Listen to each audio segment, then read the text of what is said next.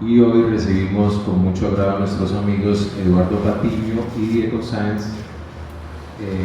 Eduardo Patiño va a hacer una presentación, una conferencia, una charla sobre el país que soñó Galán. Esta es la segunda conferencia de este semestre del profesor Eduardo Patiño, la segunda del año. La primera fue sobre el inventario ideológico del nuevo liberalismo, y esta nueva conferencia del día de hoy, martes 19 de agosto, sobre el país que soñó Galán, un día después de la conmemoración del asesinato de Luis Carlos Galán en la plaza de Soacha, en el parque principal de Soacha, en 1989. Le damos la bienvenida a Diego Sáenz para que haga la introducción al tema, y luego el historiador Eduardo Patiño nos estará contando más detalles. Bueno, gracias. Sí, hola. Un día hablando con Eduardo sobre temas de historia, lo que hacemos desde el Círculo Amigos de Bucaramanga, y que gracias al Instituto Municipal de Cultura mensualmente estaremos desarrollando una charla sobre Cátedra Galán, porque hay muchísimos temas por compartir. Nuestro primer invitado, Eduardo Patiño, un día hablando con Eduardo, le dije yo: Eduardo, qué triste que el nuevo liberalismo hizo mucho más, pero cuando uno le hablan de Galán solo se acuerda del magnicidio, y eso es todo lo que sabemos. Entonces, por eso tenemos este espacio y abrimos este espacio para hablar de lo que hizo, de lo que alcanzó a hacer, porque tristemente se fue muy temprano. Entonces, Eduardo, muchas gracias por aceptar la invitación, y le paso este micrófono. Muchas gracias. Está fallando, revísalo.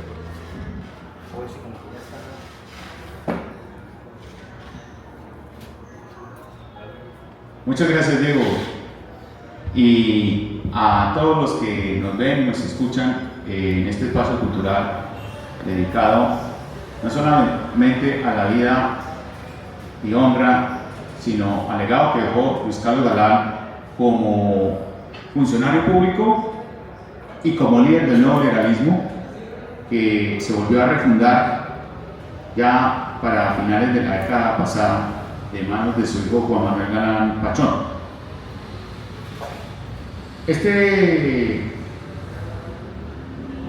tema relacionado con el nuevo liberalismo, Luis Carlos Galán y todo lo que aconteció no solamente en su vida pública, en su vida política, es muy interesante porque es considerado el fenómeno político más importante del último cuarto del siglo XX.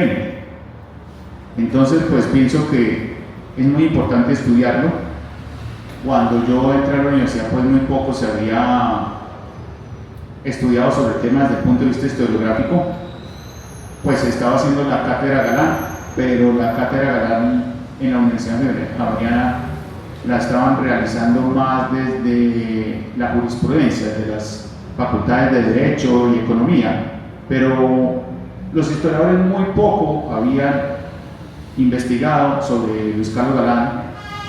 Un tío abuelo me había dicho, cuando se cumplía un año el magnicidio de Luis Carlos Galán, es decir, 18 de agosto de 1990, ¿qué fue lo que hizo Galán? Que yo no sé. Entonces, yo cursaba en ese entonces 11 grado de bachillerato, lo que llamarían nuestra generación antigua sexto grado de bachillerato. Entonces eso en parte me animó a investigar sobre no solamente la vida y el legado que dejó Luis Carlos Galán, y cuál fue la gestión que realizó, y esa Colombia que soñó como funcionario público. Entonces me parece que es muy interesante, y llegué a la conclusión de que Galán estaba preparado para ser un hombre de Estado, realmente. Entonces, pues ya entrando en materia, pues podemos ver que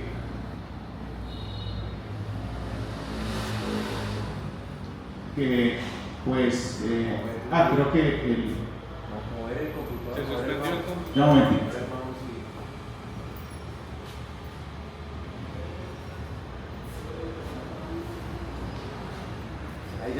Ya volvió. Listo. Entonces, ya entrando en materia, pues vemos que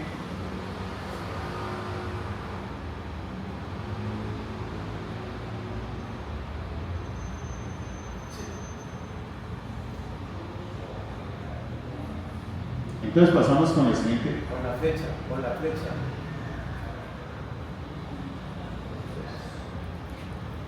Aquí en alto, ¿no? Eso. Exacto. Entonces en materia vemos que Luis Carlos Galán, que bueno, ya había sido pues periodista del periódico El Tiempo, había sido también embajador de Colombia en la UNCTAD. Empezó técnicamente su vida pública como ministro de Educación durante la administración de Misael Pastrana Borrero. Entonces, como ministro de Educación, pues se dedicó técnicamente a ampliar la cobertura educativa. También pues buscar la inserción de nuevos estudiantes, crear nuevas formas de educación y buscar una introducción a un libre pensamiento pues, sin admitir dogmas absolutos. Hay una frase muy famosa de Luis Carlos Galán que decía que no hay dogmas absolutos. Bien, entonces, para ponerme más cómodo, te voy a pasar a la siguiente diapositiva.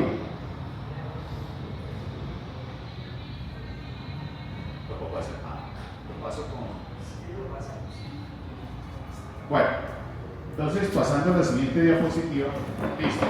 Entonces, dentro del Ministerio de Educación, pues Galán pues, realizó varias gestiones importantes, aunque pues duró poco dentro del ministerio, debido pues, a un conflicto que tuvo en parte con no tanto los estudiantes, sino más que todo con la dirigencia política de la época.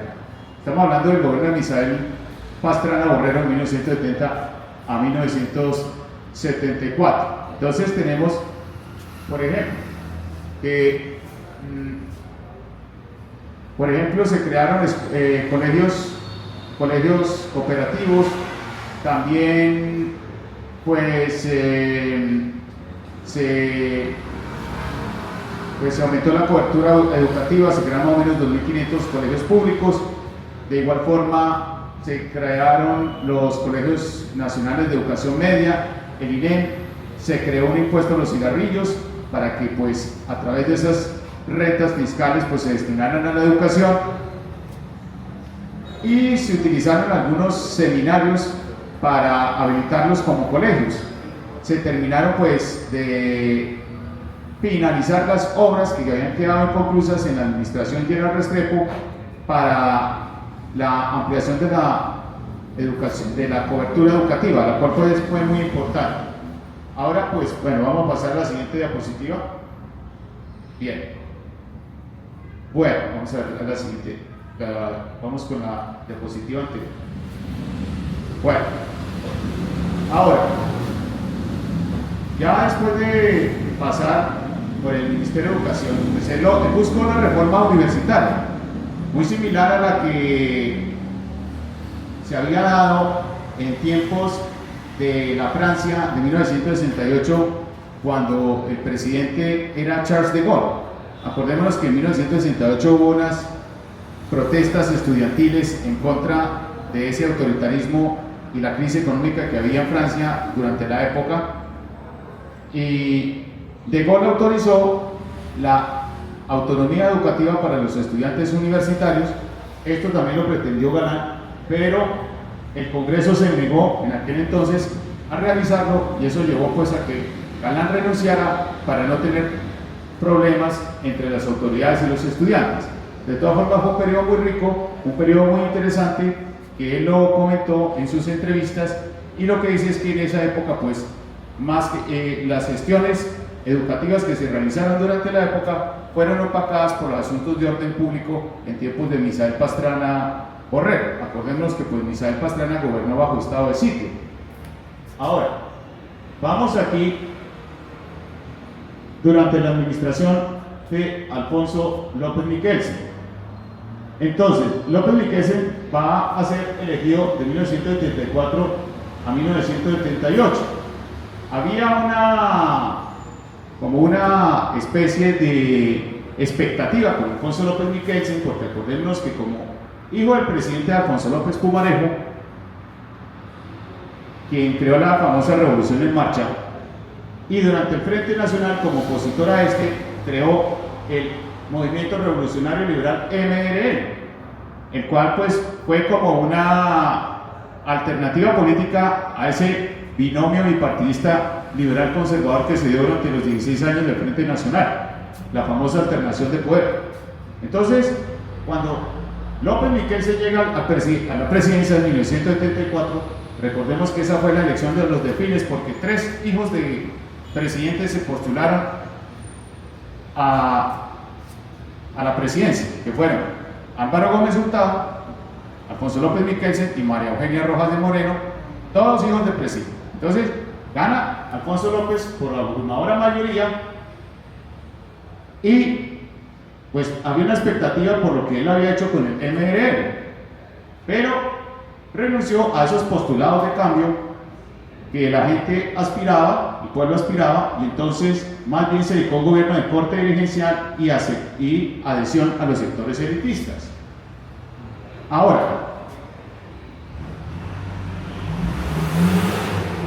se forma una especie de dialéctica administrativa donde López creó el Plan de Desarrollo Integrado, donde sustituyó la reforma agraria de tipo social que se esperaba para con el país. Ahora, técnicamente es la continuación del Pacto de Chicoral. Acordémonos que Misael Pastrana Borrero en 1972 llegó a un acuerdo con los terratenientes de crear el Pacto de Chicoral debido a también a una expectativa del gobierno para que los terratenientes pagaran impuestos, lo cual pues el gobierno aceptó y entonces se renunció a la reforma agraria que estaba llevando a cabo Calidero Restrepo desde 1968-69. Pero también la cuestión es que la Asociación Nacional de Usuarios Campesinos, la ANUC, generó unas expropiaciones espontáneas, que eso asustó a más de un terrateniente, ¿sí? Especialmente pues tierras que eran tituladas. Entonces esto llevó a esta reacción del gobierno de Pastrana a limitar la reforma agraria. Entonces ya ahí se creó el Pacto de Chicoral, que es un pacto que bueno, que se rompió ahora con la nueva administración de Gustavo Petro. Y entonces también con Alfonso López Miquelsen se dio un apoyo al alto campesinado y una exclusión al mediano y bajo campesinado. Entonces más que todo fue un apoyo a los campesinos ricos. Entonces esto generó como una frustración dentro de los programas de administración López. Recordemos que para 1975 se dieron las heladas en Brasil y esto llevó a la famosa bonanza cafetera.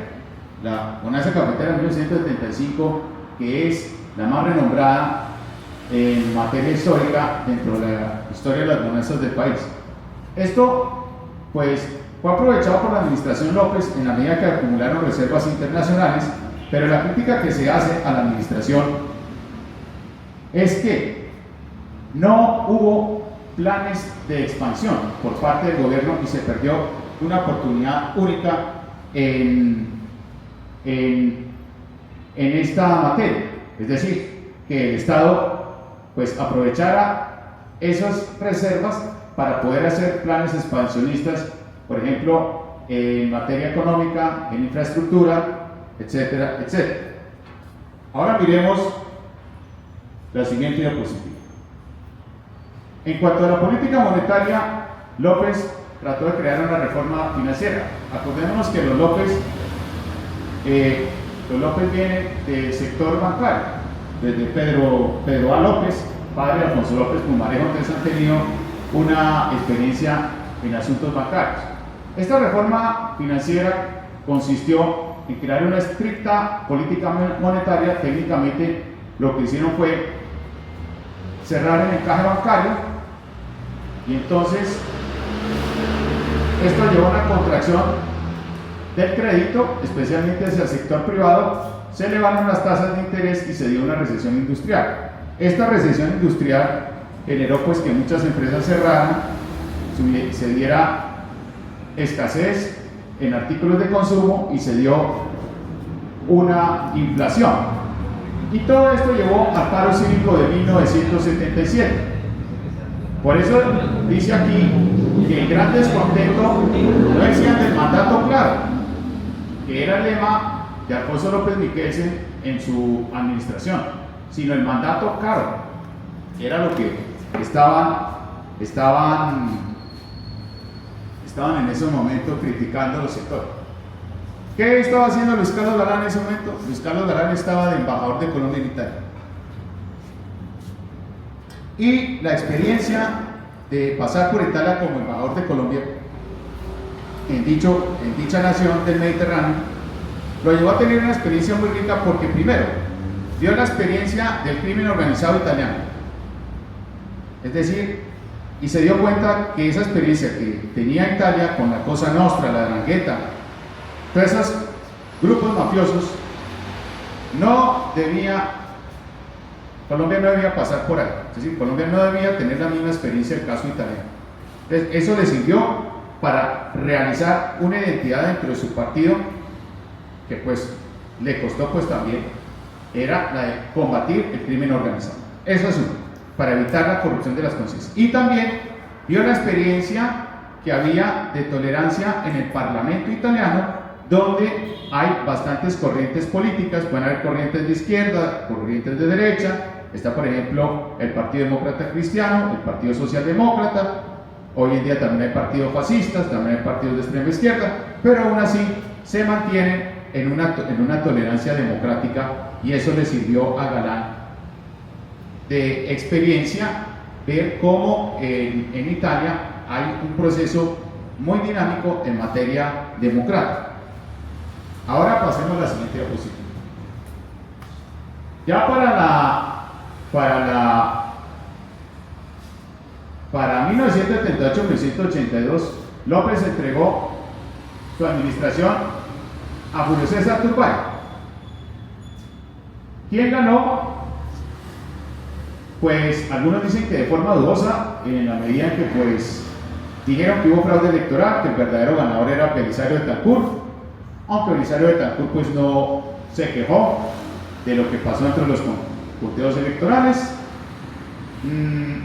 También para este periodo 1978-1982 aspiraba a la presidencia llegar y ser reelegido Carlos Lleras Restrepo, pero la convención liberal con la maquinaria de López hizo coalición con Turbay para que Carlos Lleras Restrepo no fuera nominado como candidato único del Partido Liberal.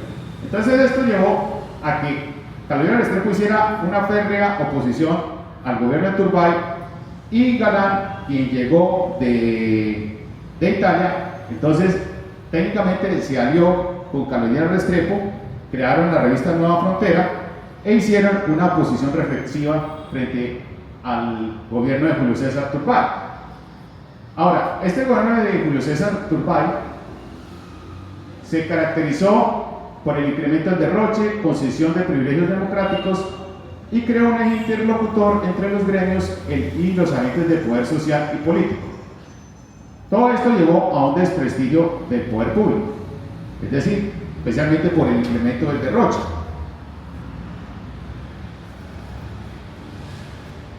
Dentro de las reformas económicas que hizo Julio César Turbay y en parte Alfonso López Michelsen, que se me había olvidado decir, Alfonso López Michelsen, dentro de una de las reformas financieras que realizó, fue la de liberar las tasas activas de interés, o sea, las tasas de ahorro. Y Julio César Turbay liberó las tasas pasivas de interés, o sea, las tasas de libre préstamo e inversión, o sea, las tasas de deuda. Se revaluó el peso y entonces se llevó a un aumento de la inflación por demanda de bienes importados, se dio una crisis cambiaria, y como dije, pues con esta liberación de las tasas pasivas de interés se generó políticas especulativas, se formó una burbuja financiera que se reventó, que no la pudieron controlar los sectores financieros por la especulación, y por ende pues se dio la famosa crisis del sector financiero a finales de la década de los 70 y comienzos de los 80, especialmente en el 182, y muchos sectores en crecimiento quedaron perjudicados, se elevaron las tasas de interés, muchas empresas cerraron, se generó desempleo, y esta crisis la tuvo que sopesar Belisario Betancur. Ahora, toda esta situación va a llevar a estos efectos: crisis de gobernabilidad, pérdida de credibilidad en los partidos tradicionales, hubo una generación de prácticas clientelistas en estos 8 años de hegemonía liberal, el Partido Liberal perdió liderazgo y se evidenciaron fenómenos de corrupción, como el caso de Alberto Santofimio Botero, que cuando era presidente de la Cámara de Representantes firmó unos contratos de forma irregular donde ficticiamente colocó menores de edad y personas fallecidas, donde recibió también unas cuentas dudosas en el Banco Cafetero, y misteriosamente los microfilmes fueron quemados con ácido en esa época, pues por lo que no había en ese entonces, no había computador. Entonces, esto pues dijeron que fue el mismo Santofimio el que mandó quemar los microfilmes. Entonces, todo esto lo desprestigió y se evidenciaba la corrupción tan rampante en la política colombiana de ese entonces. Ahora pasemos a la siguiente diapositiva. Para 1979, en Río Negro, Antioquia, el 30 de noviembre, se creó el nuevo liberalismo con Luis Carlos Galán, Rodrigo Lara Bonilla, también con Gabriel Rosas, que no se encuentra aquí, y Enrique Pardo Pardo. Aquí tenemos a el miembro del nuevo liberalismo por Antioquia, que también fue muy impuesto. En ese momento está vivo, es una figura muy importante. Y lo que pretendía el nuevo liberalismo era, primero, una renovación de las instituciones, una modernización de la política, crear un espíritu liberal dinámico, un movimiento a escala nacional de nuevas características liberales y una renovación con enfoque latinoamericano.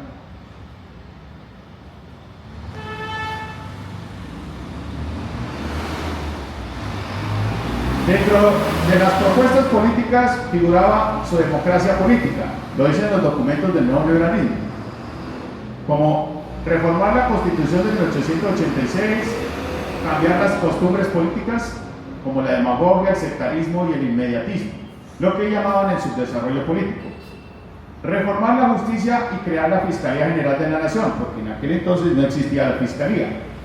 Asimismo, crear una circunscripción nacional para las minorías, apoyar irrestrictamente a los jueces de la República, combatir la impunidad y mejorar el sistema carcelario. Todo esto son pistas que estoy dando para ver la Colombia que soñó Luis Carlos Galán Sarmiento. Asimismo, abogaba por lo que él llamaba, o el nuevo liberalismo llamaba, una democracia económica,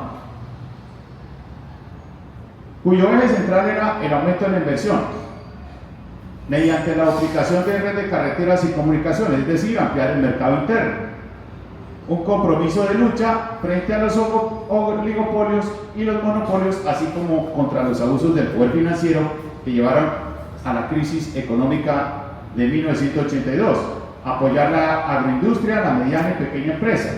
Había sectores que Galán pues, se interesó por impulsar, como la petroquímica, la agroindustria, la metalmecánica y la infraestructura. También elevar el ahorro público mediante las medianas y pequeñas empresas y también a través de las clases medias. Entonces esto generaría empleo. También promover el diálogo entre sindicatos y empresarios, como lo hacían los japoneses, y los japoneses decían que lo que era bueno para los sindicatos era bueno para la empresa. Entonces era un modelo que él pretendía desarrollar. También modernizar los sectores públicos, los sectores productivos a través del Estado, pero sin ser un Estado totalmente interventor, sino un Estado que apoyara este impulso de los sectores productivos, es decir, de la empresa privada, para que pudieran llegar a su modernización y también a su crecimiento económico.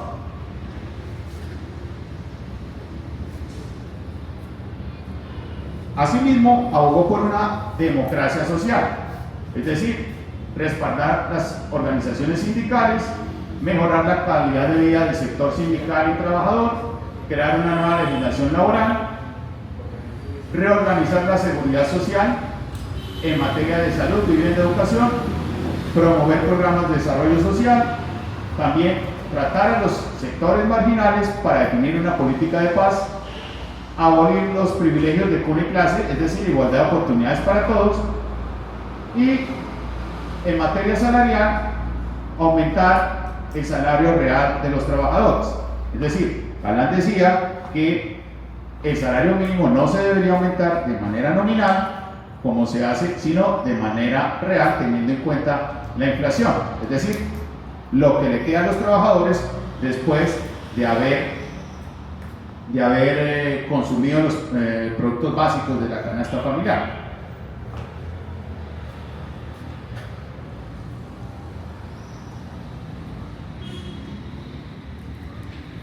La campaña presidencial de 1982 se caracterizó por la nominación dentro de la Convención del Partido Liberal de Alfonso López Miquelsen, quien pretendía reelegirse como su padre, Alfonso López Pumarejo, Belisario Betancur por el Partido Conservador y Luis Carlos Galán se postuló como director del Nuevo Liberalismo. Entonces, esto representó un cisma político dentro del Partido Liberal. Entonces, se dio la división liberal así. El Partido Liberal tradicionalista se le llamó el oficialismo liberal o el Partido Liberal Oficialista, y el Nuevo Liberalismo, que fue el partido fundado por Luis Carlos Galán. También, pues, estuvo en contravía de las viejas políticas tradicionales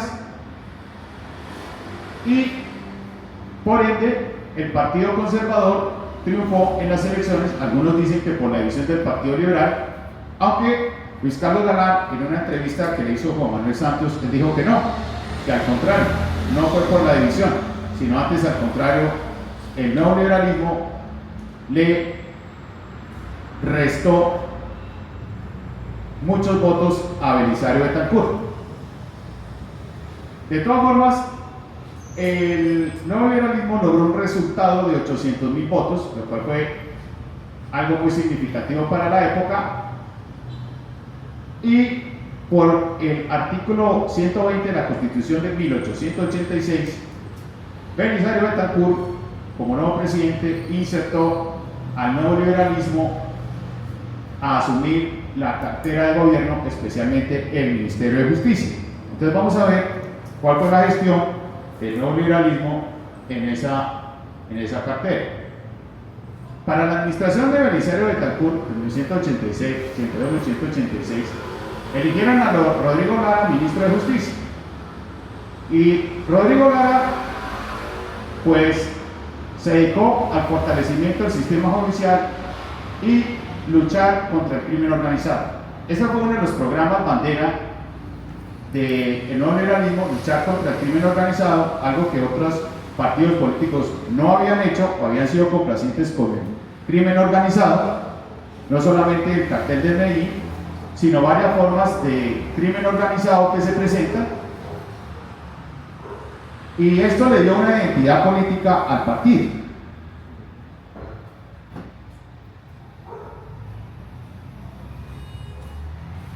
Asimismo, dentro de la lucha contra el crimen organizado, primero por Rodrigo Lara Bonilla, que acordémonos que por sus gestiones pues fue asesinado el 30 de abril de 1984 en Bogotá, luego sucedido por Enrique Parejo González, pues se comprometieron a fortalecer la justicia y prevenir la distorsión de las conciencias, que es lo que se había dado en el fenómeno italiano y era lo que se quería prevenir, así como el aumento de la criminalidad. Entonces se combatió todos los frentes contra el crimen organizado, como por ejemplo negocios clandestinos, cultivos ilícitos, lavado de activos, pistas de aterrizaje, así como combatir aquellos vicios legales de tipo público y esa anulación de procesos que se venía dando en materia judicial contra miembros del crimen organizado. Entonces, pues tuvieron una tarea muy significativa, especialmente el apoyo con la Policía Nacional y otras instituciones de la fuerza pública, donde paralizaron aeronaves de la mafia en la famosa Operación Aerococa y se allanó el laboratorio de drogas llamado Tranquilandia que quedaba en el Capital. Asimismo se firmaron más de 15 extradiciones y esto fue muy significativo para la época porque también el comandante de la policía, el coronel Jaime Ramírez Gómez, o no el comandante sino coronel encargado de la lucha contra el crimen organizado, colaboró abiertamente con Rodrigo Lara Bonilla y lograron este hito histórico importante, no solamente dentro de la historia de la policía, sino dentro del gobierno nacional.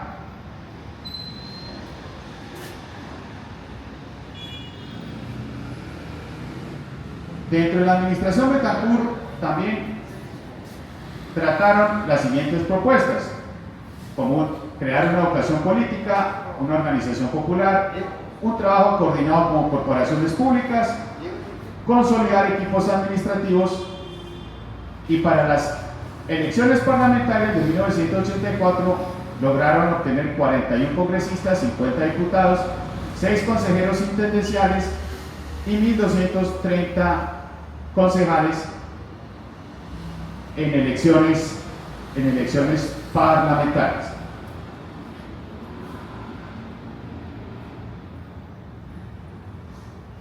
Ahora miremos las labores que hicieron, por ejemplo, el nuevo liberalismo en Bogotá y Cundinamarca. Entonces, por ejemplo, con el acuerdo de ley número 11 de 1983,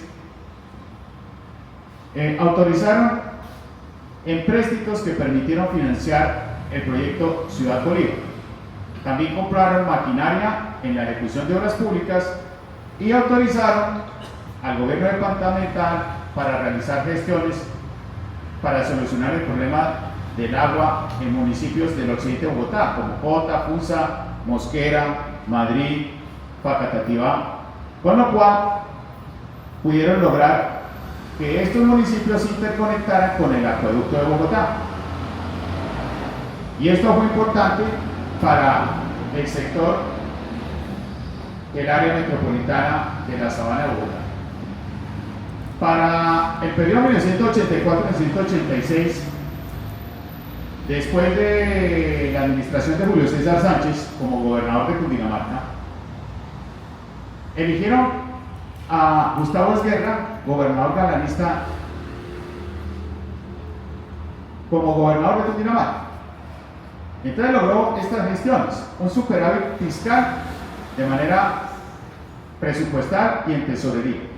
También cancelaron las cesantías totales y parciales del sector administrativo y generaron aportes al Instituto Universitario de Cundinamarca, donde pagaron sus deudas que habían sido acumuladas a los docentes de la institución, al igual que hicieron una reestructuración importante del sistema financiero de la gobernación. Entonces fue una de las gestiones, una de las gobernaciones más importantes en esa época en materia administrativa. También dentro del proyecto 50-986 pudieron integrar el Distrito Especial de Bogotá al área metropolitana en Cundinamarca y a los municipios de Usaquén, Suba, Poza, Fontibón, Usme y Engativá, todos esos municipios que quedan en las periferias de Bogotá les dieron un tratamiento muy especial por sus núcleos de población. De igual forma, formaron una junta metropolitana y a juntas administradoras locales con el motivo de descentralizar políticas de coordinación entre Bogotá y Cundinamarca, es decir, que se integraran en materia administrativa para evitar el aislamiento y pudieran apoyarse mutuamente.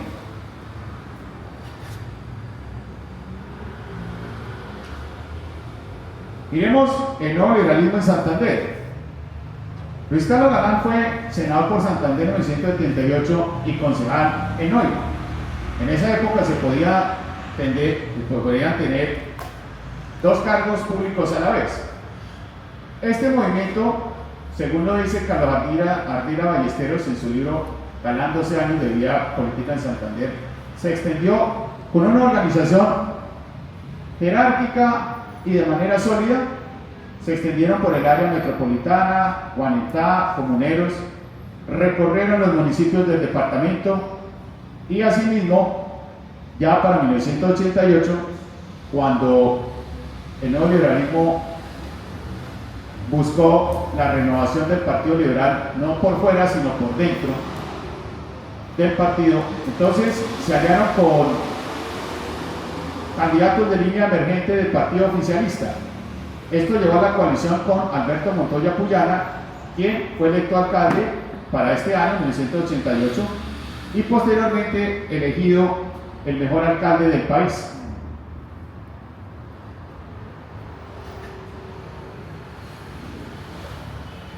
Técnicamente, ese fue el triunfo de Galán en Santander, la coalición con Alberto Montoya Puyana. Ahora miremos las elecciones para 1986. Ya para 1986, pues Galán tenía una coalición muy importante desde 1982 con Carlos Lleras Restrepo. Pero Carlos Lleras Restrepo dio la sorpresa de apoyar a Virgilio Barco como candidato del Partido Liberal. Entonces, hubo una ampliación de la maquinaria oficialista. Ahora, otra cuestión que pasaba era que el Partido Liberal estaba realizando promesas de corte inmediatista, mientras que el neoliberalismo no estaba en esa función de tipo político, filosófico, ideológico. El neoliberalismo estaba proponiendo proyectos de largo plazo. Entonces es algo que la población de la época, la electoral de la época, no entendió. Ahora, en estas elecciones del Congreso de 1986, o de Mitaca, como llamaban en ese entonces, el neoliberalismo obtuvo 455.554 votos. Entonces esto llevó a la conclusión de Galán y al equipo del neoliberalismo de lograr, de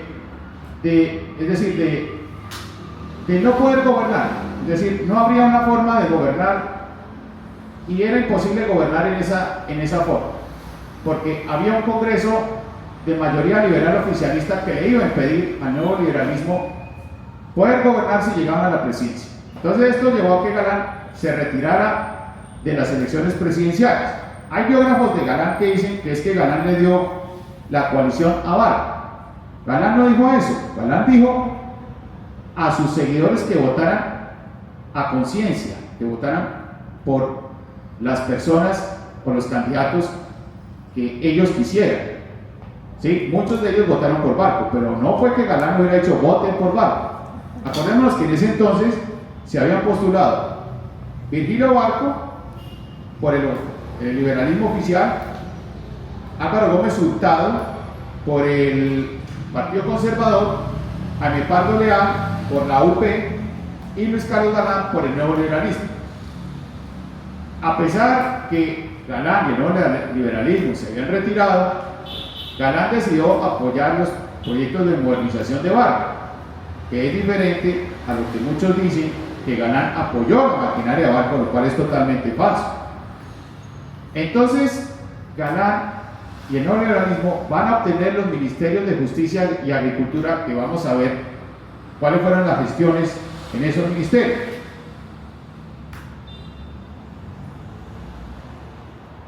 Entonces, Dentro de la administración Barco, del 86 al 90, como digo, se apoyaron los proyectos de modernización y reforma, porque Barco eran los interesados de reformar la Constitución de 1986.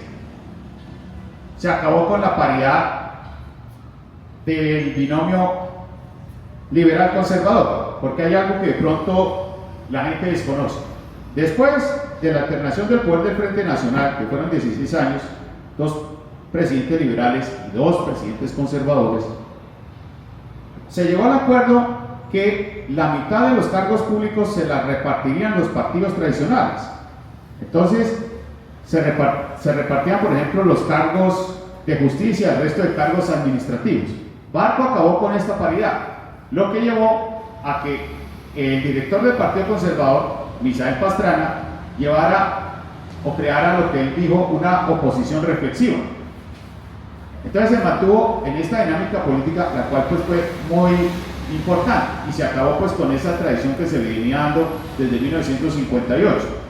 Ahora, también se pretendió unirse al Partido Liberal en unas convenciones que se llevaron a cabo, por ejemplo, en la ciudad de Sogamoso, pero la división se mantuvo por la tendencia hereditaria que mantenía el partido oficial a la hora de elegir el candidato único por el partido.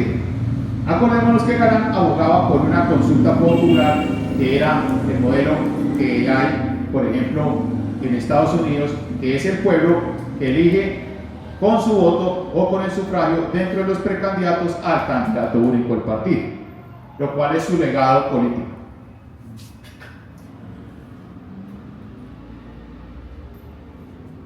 Ahora, hubo una reforma política muy importante que gestionó Galán y que fue aprobada por el Congreso. Por eso escribí aquí, otra gestión lograda por Galán, que fue el acto legislativo número 1 de 1986, donde se autorizó la elección popular de alcaldes. Asimismo, cómo transferir los recursos de la nación hacia los municipios del país.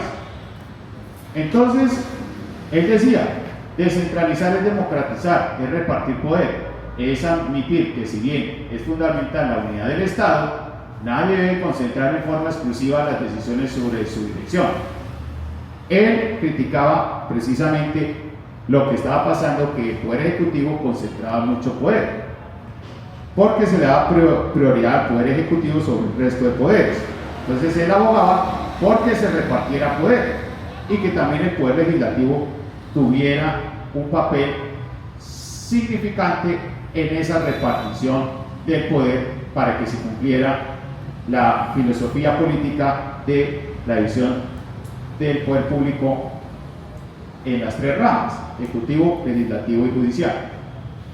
Entonces, fuera de esta gestión lograda por Galán, vamos a ver los logros del nuevo liberalismo, primero los elaborados en el Congreso, como buscar el fortalecimiento del sistema democrático, reformar el estado de sitio,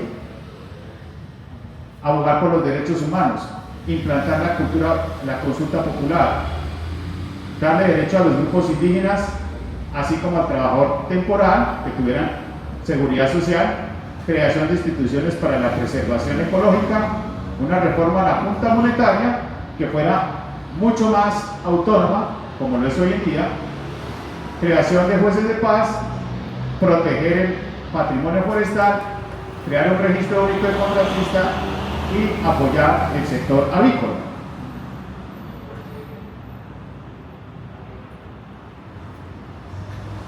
Y dentro de las reformas que logró el neoliberalismo en este cuatrienio fueron la reforma a la justicia, circunscripción nacional, representación de las minorías, un régimen territorial para la organización en los departamentos, intendencias y comisarías, las cuales estas 2 últimas ya no existen. Acordémonos que en la Constitución del 91 fueron elevadas todas a categoría de departamentos, y una obtención de mayor presencia del Estado en la nación.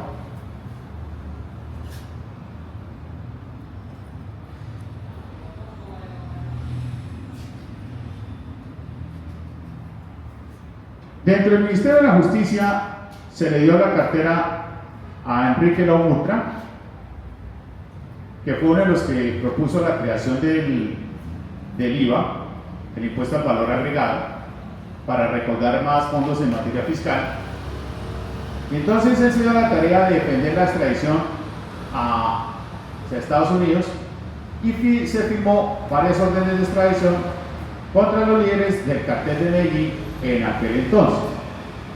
Ahora, esto fue una postura que él mantuvo porque acordémonos que desde la muerte de Rodrigo Lara Bonilla, Belisario Betancur firmó la extradición por vía administrativa.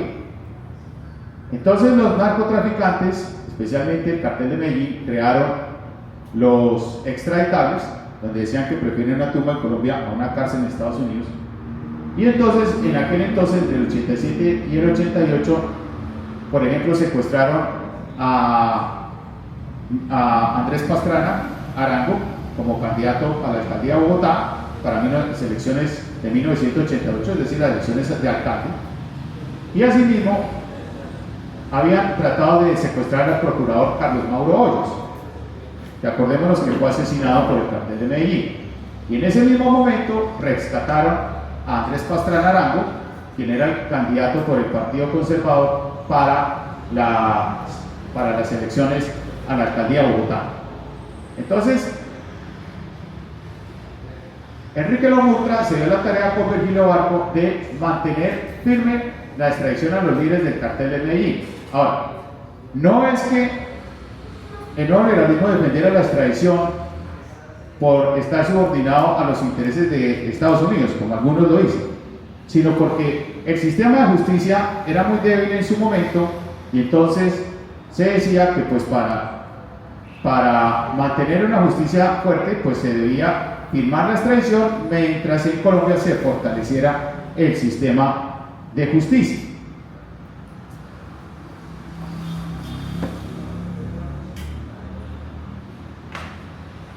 Este es uno de los ministerios más importantes que el nuevo liberalismo adquirió, que fue el Ministerio de Agricultura, dirigido por Gabriel Rosas, quien ya falleció. Incluso Gabriel Rosas, en tiempos de la administración de Uribe Vélez, fue llamado para una asesoría en una audiencia que realizó en el Congreso de la República.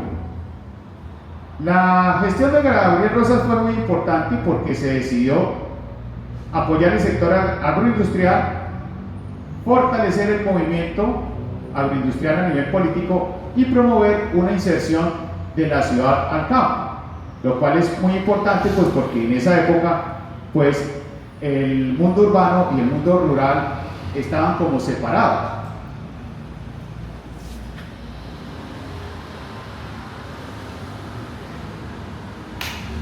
Esto llevó a unos logros cuantitativos porque se protegió al sector agrícola, se aumentó el Producto Interno Bruto Agropecuario entre un 4 y 6.4%, se aumentó la producción cafetera en el 16%, en esa época también hubo una bonanza cafetera, aunque no tan grande comparada como la de 1975 en tiempos de Alfonso López Miquelsen. También se dio una sustitución de alimentos por producción de aceite de palma, lo cual logró un crecimiento del 13%. También dentro de la producción de trigo se registraron 46.000 toneladas desde 1980 hasta 1989 a 80.000, de 46.000 a 80.000, y una fase de crecimiento en productos agrícolas como sorgo, cacao, maíz y papa entre el 5.5%, 5.3% y 5.1%, lo cual ese ya es considerado como un crecimiento importante. También llegaron a ser el tercer productor mundial de banano con 230 millones de dólares y también en flores por la misma cifra.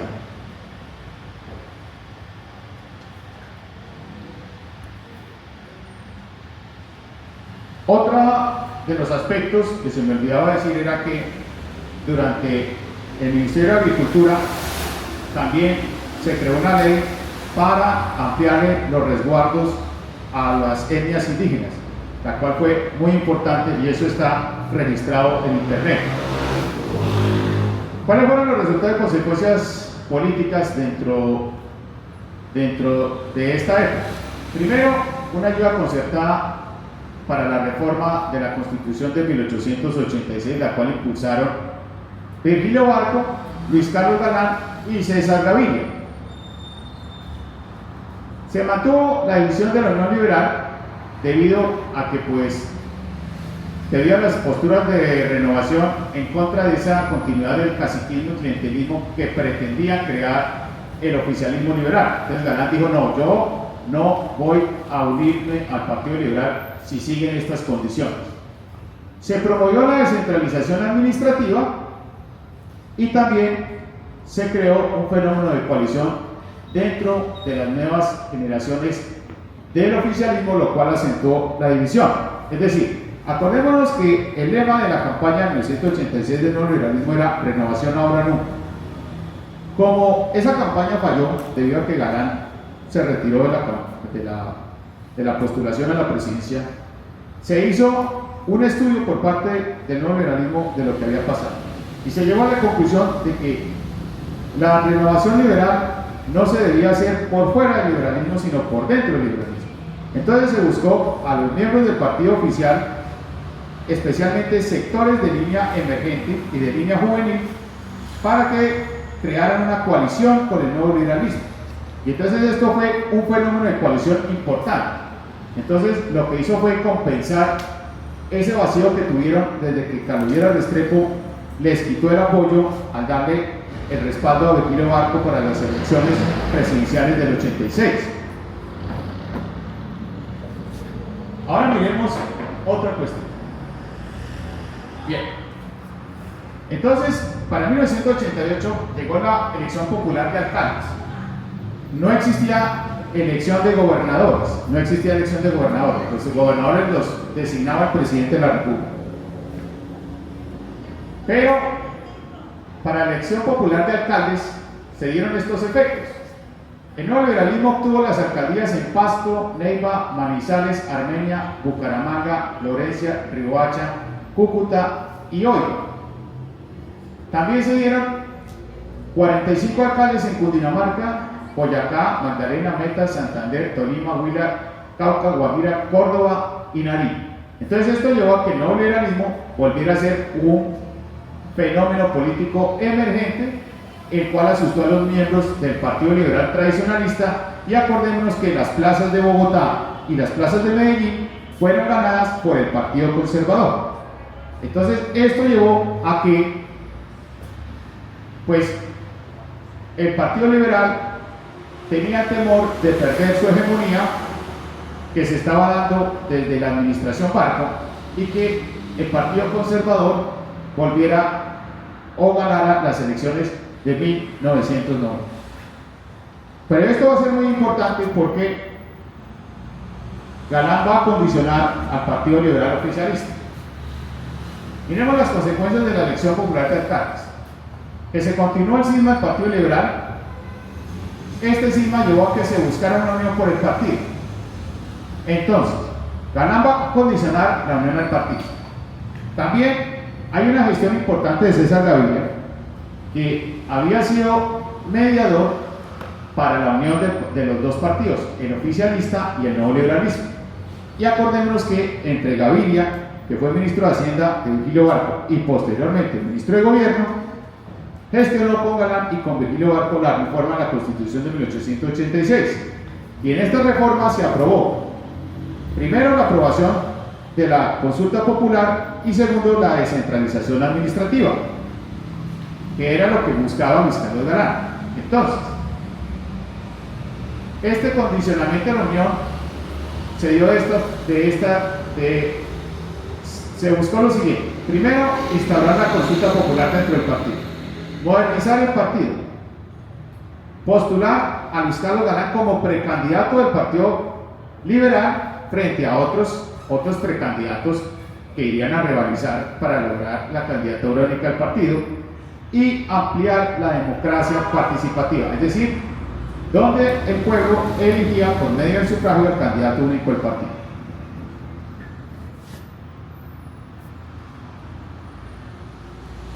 Entonces, Galán asume la precandidatura liberal, se aprobó la consulta popular y el significado de la precandidatura fue lo siguiente. Primero, ejercer el gobierno bajo la expresión de las mayorías. Darle al pueblo el derecho de influir en la transformación de la carta política y que el pueblo tomaba parte activa en las definiciones importantes para la transformación política y también influir en cambio del rumbo de la nación hacia el nuevo milenio, o sea, hacia el siglo XXI. Es decir, lo que se buscaba era la transición de la democracia representativa, que era la democracia tradicionalista que se venía dando desde la creación de la República en 1821, a una democracia participativa que era más o menos el modelo ateniense que se había dado desde la Grecia clásica del siglo V. Y entonces esto pues le da una mayor amplitud y un enriquecimiento a la democracia, debido a que es el pueblo el que participa en las decisiones de gobierno.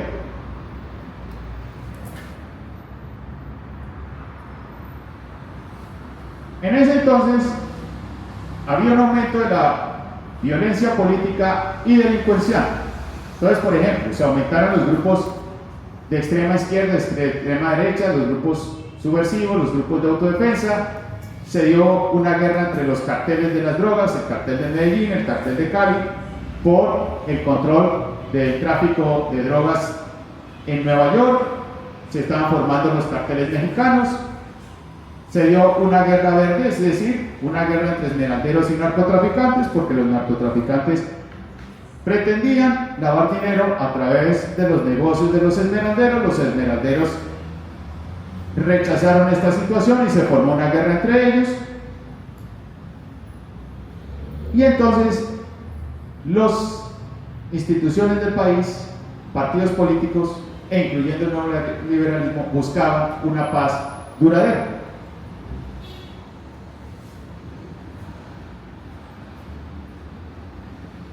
¿Cuáles eran las propuestas del nuevo liberalismo para la obtención de un proceso de paz? Entonces, desarrollar un proceso político alterno al de América Latina. Acordémonos que en ese entonces, en Centroamérica, también había un proceso de guerra de baja intensidad, por ejemplo en Nicaragua, entre los contras contra el gobierno sandinista, el gobierno de Guatemala contra la guerrilla de la Unidad Nacional Revolucionaria Guatemalteca, en El Salvador, el gobierno de El Salvador contra el Frente Farabundo Martí. Entonces, era una época de guerra fría. También fortalecer las Fuerzas Armadas, diseñar alternativas y fórmulas políticas y también buscar esas causas de incertidumbre en los títulos de propiedad. Esto era muy importante, ¿para qué? Para que se buscara cuáles tierras habían sido tituladas y entonces con esas tierras tituladas se le daba una estabilidad a las propiedades que asignaba el Instituto Colombiano de Reforma Agraria, el ICORA, que hoy en día no existe, ahora es la Agencia Nacional de Tierras, la ANT. Entonces era como sanear esa reforma agraria que se estaba dando, porque en esa época la reforma agraria tenía una dinámica viciada, que consistía en que un patrón o un terrateniente, como decían, realizaba la reforma agraria, se decía incorar las tierras. Se incoraban las tierras, pero los créditos eran altos para los campesinos. Entonces, o tenían que vendérsela a nuevos terratenientes, o se la volvían a vender al terrateniente tradicional, y entonces era un círculo vicioso de nunca acabar. También institucionalizar la consulta popular, capacitar a las clases marginadas. Esto me parece muy importante. También que los sectores armados reconocieran el agotamiento de la vía armada, controlar el narcotráfico y también una garantía de competitividad y libertad en el juego político mediante reglas claras e imparciales. Entonces vemos, yo digo que hay dos tipos de Luis Carlos Galán. Hay un Galán de izquierda, que es ese Galán que está en contra del tradicionalismo político, de ese tradicionalismo demagógico, de ese caciquismo y gamonalismo que se daba en las regiones del país, que Galán en parte lo experimentó cuando fue concejal de Olga, y también un Galán de derecha que patrocina las instituciones, que siempre dijo que había que respaldar las instituciones del país.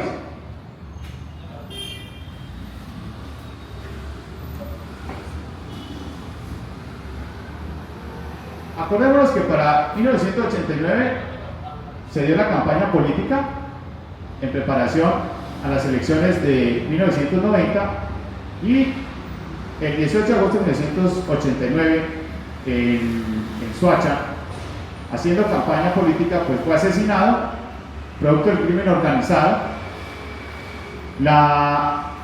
Esto llevó a que pues la población se condoliera, pero las encuestas lo daban como certero ganador.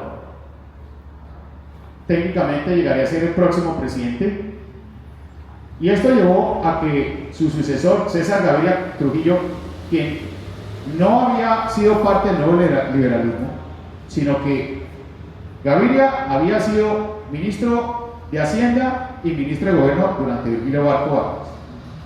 Entonces, se dieron una infinidad de precandidatos dentro del Partido Liberal, comenzando por Luis Carlos Galán, Ernesto Samper, Jaime Durán Duzán, y todo parece indicar que César Gaviria trató de buscar el apoyo de Jaime Durán Duzán, pero fue excluido, y entonces Galán lo invitó a que fuera su jefe de campaña y posteriormente fue designado como su sucesor en la campaña. Ahora, su asesinato desató una lucha contra el crimen organizado, pues por la administración Barco. Volvió a decretar la extradición por vía administrativa, porque la extradición en 1987 había sido anulada por el Congreso porque decían que no estaba vigente.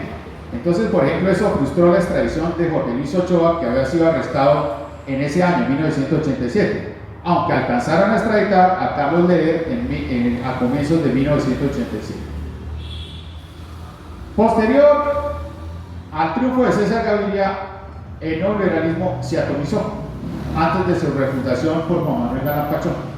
Se atomizó porque preponderó el oficialismo liberal, y el nuevo liberalismo solamente obtuvo, si no estoy mal, uno o dos carteras dentro del gobierno de Gaviria, especialmente el Ministerio de Educación por parte de Alfonso Valdivieso Sarmiento.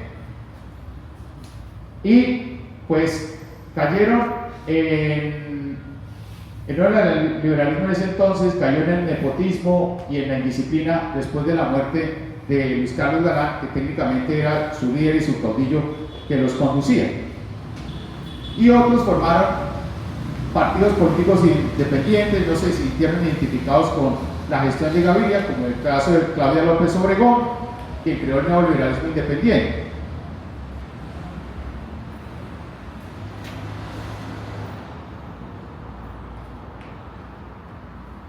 Pero el legado de Galán se mantuvo vivo, porque acordémonos que posterior a su muerte, las juventudes de la época salieron a las calles a buscar una reforma de la Constitución. Inicialmente era una reforma de la Constitución, pero se creó una Asamblea Nacional Constituyente. Cuando se crea una Asamblea Nacional Constituyente, se legisla para crear una nueva Constitución. De ahí la Constitución de 1991. Y muchas de las propuestas del nuevo liberalismo se concretaron en la Asamblea Nacional Constituyente, las cuales son presencia de sectores diversos a los bipartidistas, se acaba la paridad que tenían los dos partidos tradicionales, el liberal y el conservador, acceso a los sectores de opinión para auxiliar la política, ampliación al acceso ciudadano a la información oficial, despolitización de la administración pública, abolición de la paridad de justicia, apoyo al Congreso para obtener un mayor control al orden público, es decir, que no fuera el Poder Ejecutivo que monopolizara los asuntos de orden público, una elección popular de alcaldes y también de gobernadores, que empieza a entrar en vigencia en la Constitución del 91, descentralización administrativa y fiscal, es decir, técnicamente la descentralización empezó a darse desde la Constitución del 91, la eliminación de los auxilios parlamentarios y también la creación de la Fiscalía General de la Nación. Recordémonos que uno de los miembros del neoliberalismo en tiempos de Ernesto Samper fue fiscal general, Alfonso Valdivieso Sarmiento, que se dio a la tarea de seguir combatiendo al crimen organizado y logró la detención de los líderes del cartel de Cali.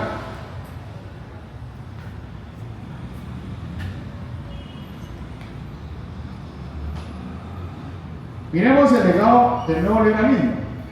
Primero, que trató de transformar la realidad de la nación. Buscó romper esquemas tradicionales de dinámica política y buscar estas nuevas dinámicas como la consulta popular. Crear nuevos espacios y equilibrios de poder, sentar las bases para la ampliación del pluralismo y dejar en claro la importancia de una democracia participativa.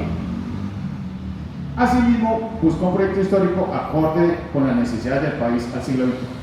Entonces, mis conclusiones sobre el sueño de Galán.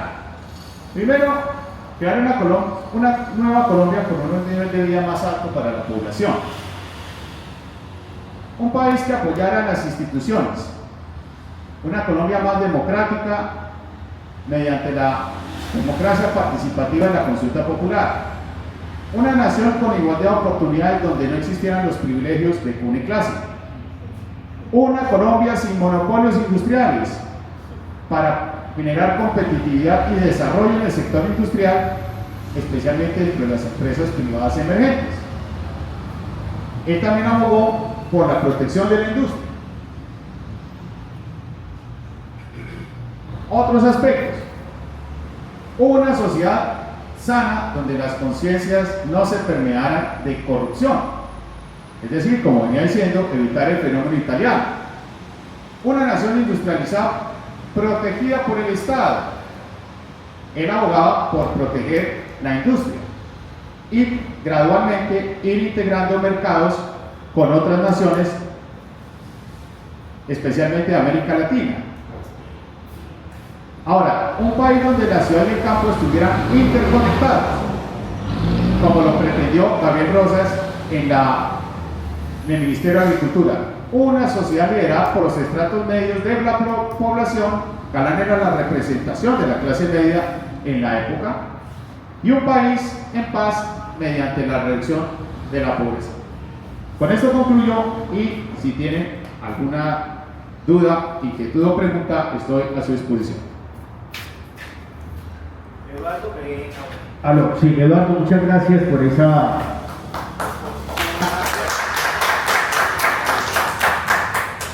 Gracias por esa amplia exposición. Este video se grabó, luego se subirá a la red de Historia de Bucaramanga. Y sin más preámbulos, preguntas a nuestro historiador. ¿Alguna participación, Juan Manuel? Mejor acá en el micrófono para que quede grabado. Muy buenas tardes, mi nombre es Juan Manuel González y pues siempre seguidor desde la niñez de Luis Carlos Galán Sarmiento. Me reclutó a los 15 años con el nuevo liderazgo en el año 86. Atrás de una novia llegué a conformar las partes de Luis Carlos Galán Sarmiento. Una pregunta, Eduardo, es la siguiente. Nosotros sabemos que este prócer inmolado dejó muy claro que era un impertérrito. Impertérrito porque era una persona que hacía las cosas bien y no estaba buscando favorecer a las clases económicas. Actualmente ese legado se olvidó, puesto que en este momento tenemos un lavado de activos revuelto con un contrabando, con paraísos fiscales, con un montón de situaciones que si miras tu reloj y miramos mi lapicero, sabemos que no sabemos si en realidad ayudamos a lavar activos. Él fue inmolado por eso. ¿qué se estaría haciendo en este momento por los partidos políticos y principalmente por el nuevo liberalismo detrás de esa historia impertérrita que tuvo Luis Carlos Galán Sarmiento? Gracias. Bueno, me place saludarte. ¿Cuál es tu nombre? Juan Manuel González. Juan Manuel. Sí. A ver, en cuanto a la pregunta, bueno, yo pienso que Luis Carlos Galán buscaba, como te digo, una transformación del país, acabar con esos vicios, o como decían, de su desarrollo político, y esos caciquismos que se daban en el país a nivel nacional y a nivel local. Es decir, Galán buscaba romper con esos esquemas para modernizar la política del país, y así, de modernizar la política del país, crear una nueva cultura política para el país, donde prevaleciera el voto de opinión frente a ese voto cautivo que llaman, donde se vota por un interés, donde se vota por un empleo, sino que la gente votara a conciencia por los candidatos que tuvieran mejores propuestas o mejores ideas. Esa era la apuesta que le hacía Luis Carlos Galán. Desafortunadamente, la cuestión no se dio porque una vez integrado el neoliberalismo al liberalismo oficial, no hubo alguien que hubiera seguido con su legado. Y aquellos que siguieron con su legado, pues criticaron especialmente la posición del oficialismo liberal, como por ejemplo que César Gaviria siguió permeado en esas viejas costumbres políticas. Por ejemplo, el escándalo de la catedral, que fue criticado por Enrique Parejo González. Acordémonos que Enrique Parejo González dijo: mire, yo combatí el crimen organizado, yo recibí un atentado en Budapest, ¿sí? ¿Y qué hizo el oficialismo liberal? Fue negociar con Pablo Escobar para la cárcel de la catedral. ¿Y qué hizo Pablo Escobar? Hizo lo que quiso allá. Entonces hubo una respuesta muy fuerte defendiendo a Gaviria por parte del director de la revista Semana de la época, defendiendo a Gaviria, diciéndole que en la época de Enrique Parejo pues salió de la cárcel por soborno Alfredo Mata Ballesteros, que era un narcotraficante de Honduras que después fue capturado por la DEA en el mismo suelo hondureño. Pero aún así las palabras de Enrique Parejo eran muy ciertas, es decir, se negoció con los narcotraficantes. Yo creo que Galán nunca hubiera negociado con el crimen organizado. Es decir, Galán era una persona de unas convicciones muy firmes, y yo creo que esa firmeza, si él hubiera estado vivo, aunque se nos pudieran los historiadores decir que hubiera pasado así, la historia contrafactual, es probable que eso no hubiera pasado. Eso no hubiera pasado.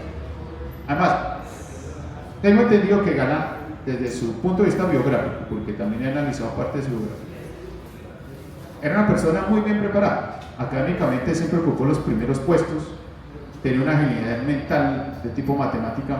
Entonces, él hubiera logrado, pues no lo catalogo un mesías, pero sí hubiera logrado una solución real para las necesidades del país en la época. Es seguro que, por ejemplo, hubiera solucionado la crisis energética que le tocó a César Gaviria, que se descubrió muchos escándalos de corrupción para la época. Y entonces esto llevó, por ejemplo, a que Gaviria tuviera que activar la represa del Guaviare, que estaba medio terminada,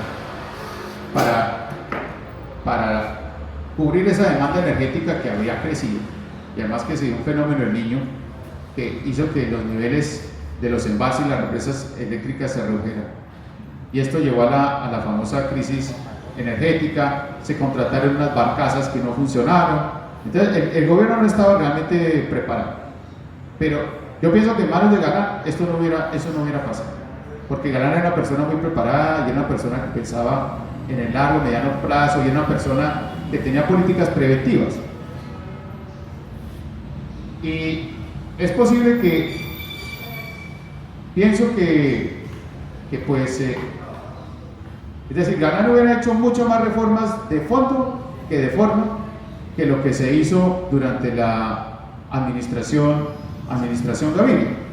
Incluso, por ejemplo, pienso que él no hubiera permitido una apertura como la que hizo César Gaviria, que perjudicó a más de un empresario colombiano. ¿Sí? Y fuera de eso, Uribe lo continuó con el Tratado de Libre Comercio con Estados Unidos. Y resulta que hoy en día tenemos unos desbalances en los términos de intercambio, porque las importaciones están superando las exportaciones. Y entonces, eso es un problema que hay que mirar a fondo, con ojo de lupa, cómo compensar ese desbalance de los términos de intercambio, porque es más lo que se importa que lo que se exporta. Entonces el saldo está en rojo, más un país que no tiene un mercado interno ampliado, sino que depende más del sector externo y la demanda internacional. Entonces dependemos de esos ciclos. Y Galán buscaba también ampliar el mercado interno porque decía que se debía ampliar la infraestructura, era uno de los sectores que él estaba apoyando. Entonces veo que, pues, Galán hubiera hecho mucho por el país y realmente pues fue una esperanza que se perdió, desafortunadamente, para con el país, y que estaba preparando el país a una dinámica hacia el siglo XXI, o sea, el siglo actual, que actualmente la dirigencia en su época tal vez no lo entendió y también no estaba preparada como sí lo estaba preparada Luis Carlos Galán.